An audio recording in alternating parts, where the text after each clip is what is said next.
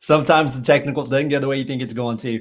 Hey, everybody, Steve Phipps here with Wayfind Marketing. Welcome to Wayfind Marketing Live. And here every Friday at noon, we have a conversation about marketing and growing your business. And we all know things are hard. Any way to run a business, trying to grow it's always challenging, but especially this year, it's been more challenging than usual. And so what we try to do on these Friday conversations is do two things. One, that's to encourage, and the other is to equip.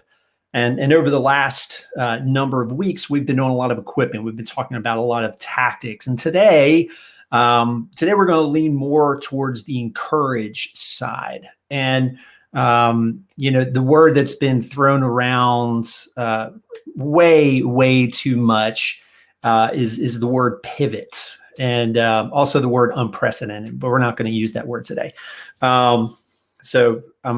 We get a $5 penalty for every time somebody uses that today. So remember that, Trey and Bob. But today we're gonna talk with Trey Stafford and Bob Willumsen, who are part of a team that launched a business in the middle of a pandemic. And interestingly enough, you can look back historically and see that in times that we're in now, where there's some sort of a recession, people started businesses. And it doesn't seem like the most practical time to launch a new company, but sometimes it's out of necessity, sometimes it's out of opportunity, sometimes it's both. And so what we're going to do today is I'm going to bring Bob and Trey in here in just a minute, and we're going to hear their story. What was it that led them to start this company? What have they been learning through the launch and the growth in these first 6 months? And so anyway, let me go ahead and bring these guys in. So Trey, Bob, it's great to see you guys. Great to be here. There we go, Bob. Now you're unmuted. All right. Well, guys, thanks for being on. So some of the folks that are watching may remember both of you guys came on the live stream back in March and April, and a lot has changed since then. And so tell us a little bit about 217 Solutions. What is it that you guys are doing? What does the company do? What are you guys doing in the company? Bob, you want to kick us off? Let you lead a little here. Trey, I mean, you initiated this whole endeavor, so I think it's only appropriate for you to go first. Okay, I just didn't want to jump in there. I felt like I should be cordial. That was the act of humility. You got it, Trey. Good job. Oh, man. Steve, first of all, thank you so much for having Bob and I and giving us the opportunity to share a little bit, and really excited to encourage. I think that's something that both Bob and I are very passionate about, which is encouraging and equipping our fellow business owners, entrepreneurs, and professionals with any experience that we have that could potentially help them succeed, or at least avoid some of the failures that we have achieved. We'll call it, lessons that we've learned. We'll say that. And so diving in real fast, back in early 2020, like January and February, one of my good friends who had some experience doing work in government contracting hit me up and said, "Hey, I am actually currently helping provide medical supplies to China during the height of their coronavirus issues." And I thought it was such an interesting concept, but I honestly I didn't even really believe that this was going to be a big deal in the United States at that point. I thought that this was all blown up by the media. I didn't really, I never thought it was something that we would have in the United States until the day that the NBA was canceled, which was, I don't remember the exact date, but it was in the first 2 weeks of March. And when that happened, I called that individual. His name is Colt Moncla, and he now serves as the president of 217 Solutions. And I called Colt and said, "Hey, I'm interested. Show me what you got." He sent me over like 2 documents, maybe like a spreadsheet or something. And I said, "Okay, I'll call you back in 24, 48 hours and tell you what I drum up." And one of my first phone calls was Bob. Let's point that. Wait, there we go. Bob. There we go. Got it. That was backwards. Bob here. And so I called Bob, said, hey, look, Bob, there's two types of people when the world starts to go crazy. There's two types of people. There's the type of people who shell up, hold on to what they have, and try to survive. And there's the people who take initiative, who provide compelling solutions to really, really big problems.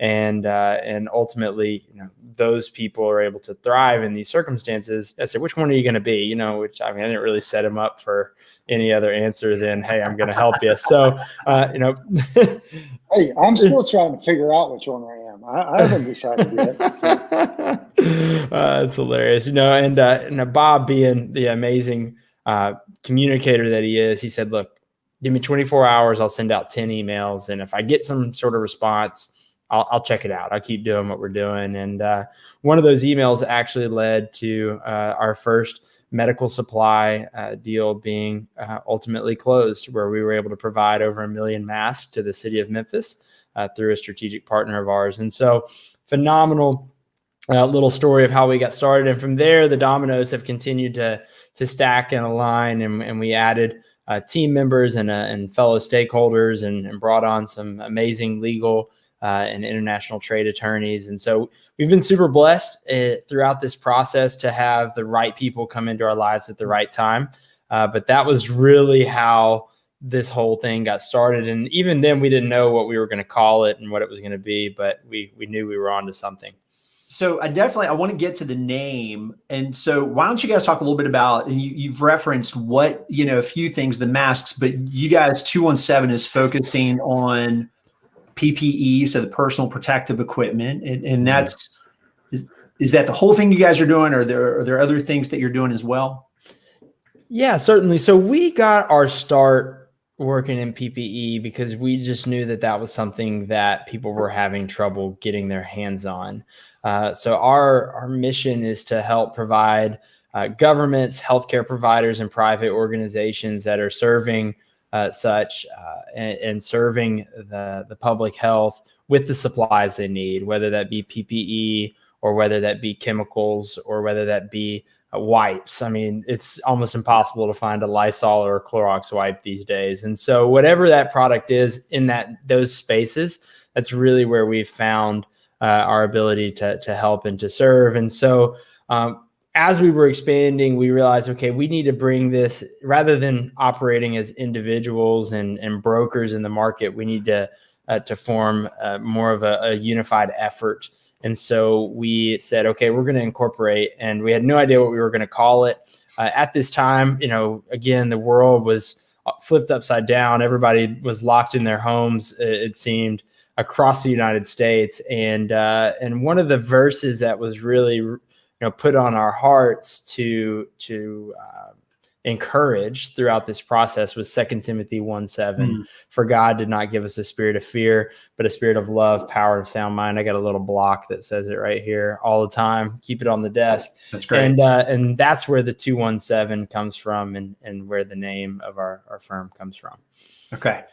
So let's talk a little bit. I love the name. And I know that for each of you guys, and of course you have 2 other partners involved with helping launch this. And so I know for each of you, your faith is certainly a big part of this, which I think is fantastic. I think God's created us with different abilities and opportunities to serve others, whether it's in the business world, education, wherever it may be. Now, Bob, this is interesting because I know both of you guys, Trey, you were working with a digital agency, and Bob, you were primarily doing coaching. I know you're still coaching. So what's the shift been like for you to continue doing your coaching, but now you're part of the leadership team for a startup that's trying to, it's working internationally? What's that great, been? Great question. Honestly, it's been great, Steve. I've loved it. My coaching company, Potential to Results, we're still going strong. But what I realized after I started working with these guys for, I guess, 6 months now, is that I really missed being on a team, man. It's kind of that solopreneur out there, and I had strategic partnerships and people working with me. But I get so much energy from being on a team. And so I'm still in a large way being who I am and true to self and coaching and helping people navigate leadership and relationships and working together on a team. It's what I get to do. I'm excited this time that 217 is more than a coaching project, though I have ownership in it. Right. Yeah. So it's been a new way for me to coach rather than just going into other organizations and coaching and being paid time for money and for my services and products. This time I'm building an asset, and that's exciting too. So, we're building a team. We built a sales team. So, corporate leadership and nonprofit leadership is my background. It feels really exciting to get back into that and to get back into an organization. So it's been life-giving to me and probably something that I really needed during the pandemic. And so still coaching, doing executive coaching with clients, but this is a good thing for me and is going to be a major part of my world moving forward. Well, and I think too that for you, sometimes there's this assumption that coaches and consultants are people who teach, but they don't do. And sometimes that's the case. And so I think that's great that one, you have done, because I know part of your background, part of why Trey reached out to you is because of your background in hospital administration and being in the C-suite. So you've got that experience, but now to have that experience in the middle of a pandemic, it seems like that gives you additional reference points and empathy for your clients who you're coaching, who are having to deal with trying to lead in the middle of a pandemic. So let me ask you guys this. Maybe some of the people who are watching this now or who catch this on the podcast,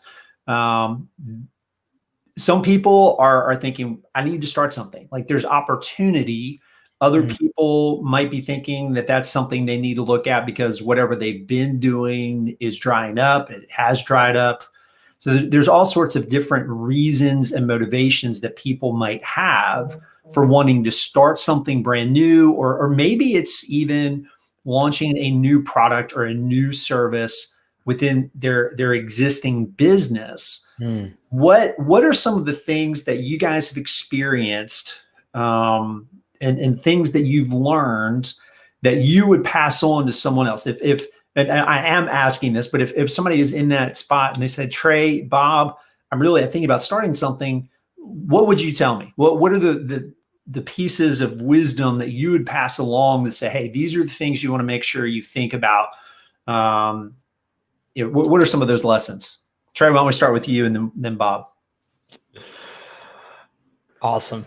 I think one of the biggest lessons that I have personally learned throughout this process is it is very important to identify a need before you start to provide a solution. I think prior to this pandemic, when a market is booming the way that it was, people were almost able to justify a need for their product, or they were able to almost create a need, out of thin air to sell and to move their products. But I think when times get tough and people start to really make sure that they're spending their dollars, especially B2B dollars, are being spent very, very wisely, it's important that whatever the product is or whatever the service is that you're offering is something that's in extreme demand or is something that's extremely valuable to the current marketplace. So, right now, just off the top of my head, a couple of the things that are very, very valuable are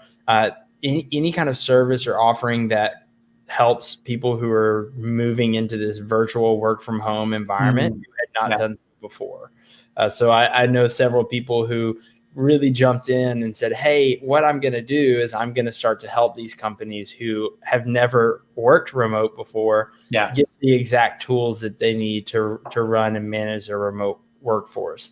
There's been companies that have popped up that literally all they do, janitorial companies now, made this huge switch where it went from, hey, we're going to vacuum to, hey, we're going to clean every surface in your entire building so that if you want to be able to bring your people back into work, that's an option.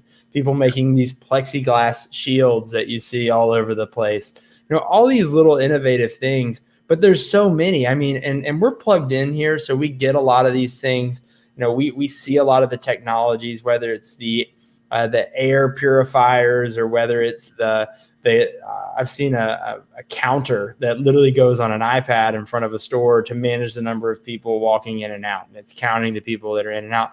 So many different technologies, but it's really just about identifying what is a new problem in the current marketplace that does not have an existing solution to it, and being able to provide that in that way. And that's how we've been able to grow the way that we've grown, is we've identified, okay, where is there a need in the marketplace? Where is there a extreme demand with a very short supply? And at different stages, with what we're doing at different stages, that's changed. Right now, there's so many 3-ply masks in the United States, no one can sell them. And so, there's always these different stages and different things changing, and the market's moving quick. So my other final recommendation would be, whatever you're going to do, if you identify a need, you got to move quick and you got to make it happen.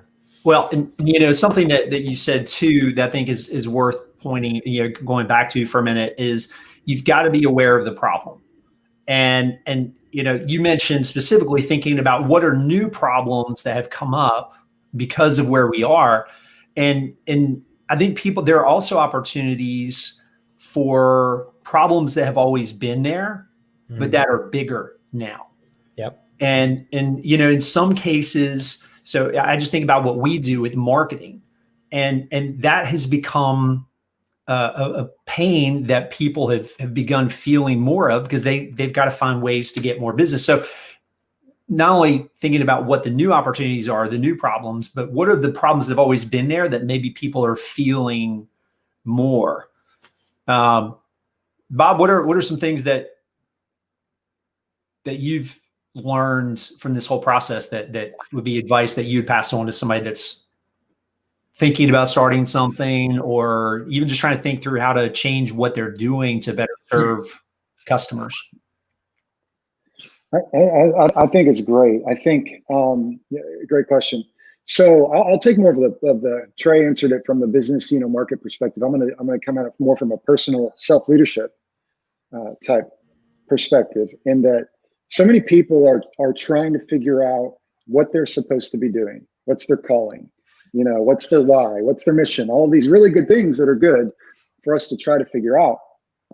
But then a global pandemic comes along, and the plans are irrelevant, right? I mean, like, our plans are irrelevant. What we think we're maybe supposed to be doing can become irrelevant. Maybe not. I mean, some people are still chugging on, but if you're wondering if there's something different, I think what some people need to do is just simply give themselves the permission to do something different. I'm busy trying to do what be what I'm supposed to be. The people around me think I'm supposed to do something specific, and so the freedom that can be found. I coach leaders, and I was set up for Q2 to have my best financial quarter in Q2 of 2020 than any previous calendar year. That's what was on the books. That's what my plan was. This is not what I'm supposed to be doing, right? And then that gets blocked. And then what am I supposed to be doing? I have to let myself off the hook to take a look at what else is going on. And then I start selling medical supplies, right? So I think to be able to take the opportunity that I think change is good, that closed systems don't change in the law of physics, and it takes an external catalyst. And I think it's just such a natural time to look around and say, what could be different now? And what am I willing to let go of, right? So I don't know. That's just the personal side of things for me. Well, and I like what you said in terms of sometimes you just need to give yourself permission to do something. Should is a very strong word. I should do this. I should be able to do that. And as some folks will say, we shouldn't should all over ourselves. Don't should on other people. And because sometimes we get stuck in that, And there just needs to be that permission to say it's okay to try something new. It's okay to try something different. And you know what? Sometimes it's not going to work. And Steve, the concept of sunk cost, right? I've been doing this other thing for so long, I can't quit now, right? I've invested too much into it. Yeah. Even if it's just going to push further into a hole, or, even if just because you've been driving down a road for 12 hours and you realize, oh, wait, this road's about to run into a wall, but I've been driving on this road for 12 hours. I can't waste that 12 hours. Well, good luck with the wall. Right. I think you can take a page out of Forrest Gump's book. He just decided to stop running. And then he went on and did something else, right? And so sometimes we need the freedom to do that. A little Forrest Gump reference. Yeah, the only other thing I can think of here, and it's less from the tactical market side, is there's a proverb that was, if you want to go fast, go alone, but if you want to go far, go with a team. And I think it comes back to a lot of what Bob said early on about what really has excited him about this journey is the fact that we did have such an amazing team that has helped us to really see how far we could take this. Yeah. And I think that enthusiasm that comes from that group and the potential there has been a huge driving force of what we're doing at 217. And so if you are in that situation where this is something you're considering, maybe now is that time to make that switch from doing something more solopreneur style or self-employed and find the right people to team up with. And that way you can take it to as far as you'd like to go. Absolutely. And something I want to go back to, Trey, that you said early on that I think is important. And this plays off of what Bob was saying a minute ago. Sometimes we need to give ourselves permission. But Trey, you mentioned when the opportunity first hit your radar, Bob was one of the first people you were contacting, and you sort of set him up, and that's really that scarcity versus abundance mindset. And it's, am I approaching this as it's never going to get better and I'm stuck, or am I approaching this from the perspective of, okay, there's opportunity here somewhere. It may not be the opportunity I want. It may not be the opportunity I expected, but there's opportunity here. And to your point, you got to go with other people. I mean, it certainly makes the journey a lot easier. So getting connected to coaches, to peers, to, advisory groups, there are any number of different resources. There's probably more resources available for small businesses and entrepreneurs now than there's ever been. Absolutely.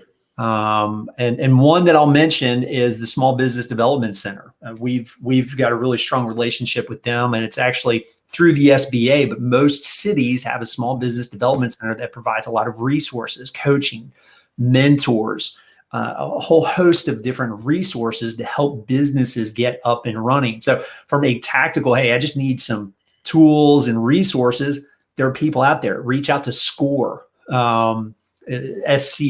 It's basically retired executives who coach business owners.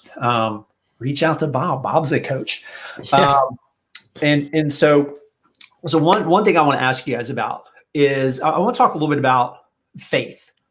And because the fact that 217 comes from, a verse in the New Testament. Of course, Paul's talking to Timothy, and like you said, God has not given us a spirit of fear, but of power and of love and self-control.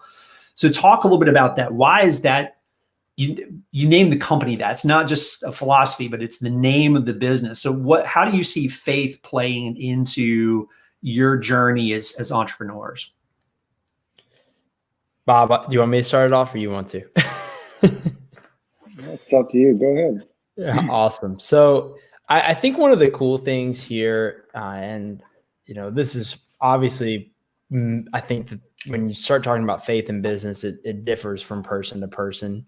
But ultimately, all of our faith is shared in that it's about Christ Jesus and what He did, and then us being obedient in that. And so, for me, the name gives me a couple of opportunities. It gives me the opportunity, for one, every time that we meet a new potential partner or client or supplier or whatever it is, when we do that initial introductory thing where we talk about our firm, we talk about who we are, we're able to lead with our faith. And so from the very beginning, people know exactly who we are. Yeah. And then we're able to live that out in our business practices and the way that we treat people. It creates that accountability for us as a business to always make sure that we are representing God and our faith and Christianity and the light that we would hope to represent it in, which, those are fruit, right? That's going to happen if your faith is true. But then also from there, it gives us an opportunity to connect with people who are either of like faith and have that connection with them, and then be able to be a part of their lives and be a part of that. Or it gives us a chance to plant seeds and to go places where, and into a space, which business, let's be honest, there's a lot of people in business that think very differently than faith-based businesses and faith-driven businesses. And so it gives us an opportunity to plant those seeds and to potentially then, create and reap a harvest down the road. And we're already seeing some of the fruit of that. It's really amazing. We have, our team calls where most of our team is very, very, especially our leadership team, all of our leadership team are men of faith. And, but then when we start to branch out and some of the additional consultants and legal teams that we have, we're able to plant those seeds there as well. Yeah. And so it's been a huge blessing and a great opportunity. Well, and one of the things I think is significant is, there's not this distinction between, I'm a Christian, but I keep that over here for the weekends. It infuses everything we do, because if we believe that we're created with purpose and design, our work is just an expression of the gifts and the talents and the abilities that we've been given, and to help and serve others, but also to reflect the goodness of God. So that's great. Bob, how about you? Or Trey, were you about to say something? Sorry. I was about to say, I want to hear what Bob has to say, because it's usually very profound on this note. Man, not profound. Just it's called, keep yourself sane on this one.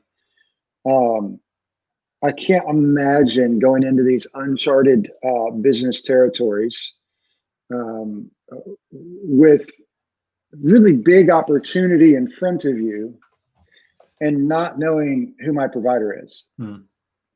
Living with that kind of stress, right? I mean, you have, anytime there's a lot of, transition or something in the market like there is now, I mean, we're not the only ones getting into this space.